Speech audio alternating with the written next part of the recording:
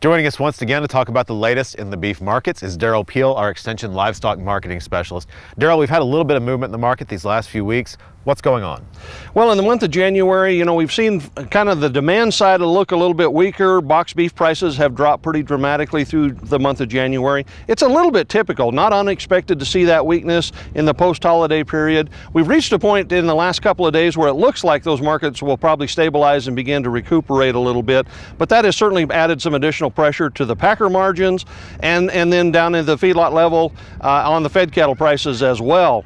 In contrast to that, the feeder cattle prices have been fairly strong, especially these very lightweight calves. The 4 weights and less are back up over $2 a pound here already this spring. We look for them to move a little bit higher through the first quarter of the year. All right, now USDA released their inventory numbers. What did we learn? The annual inventory numbers, we've been waiting a lot for those. In general, this report confirmed what we expected. We continue to see liquidation in the U.S. The all cattle inventory number was down about 3%.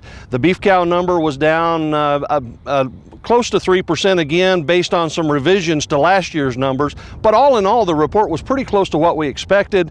The one thing that's in there that some people have noted is that we did see another increase in the heifer replacement number. So we have a bigger inventory of heifers that we can use for expansion if in fact Mother Nature allows us to do that. The trick here is just exactly those drought concerns, because a year ago we also had a slight increase in the heifer inventory number, but before the year was over we did not in fact ultimately add those heifers to the herd simply because we weren't able to. All right, did the report tell us anything about the Oklahoma herd in particular? This report gives us our only peek each year, the breakdown of all states. And so for Oklahoma, again, the all cattle inventory continues to drop. The beef cow numbers were down. Oklahoma was only down slightly, and that's actually pretty consistent with what I thought happened. 2012 wasn't nearly as big a decrease for us as 2011 was, but it still goes down.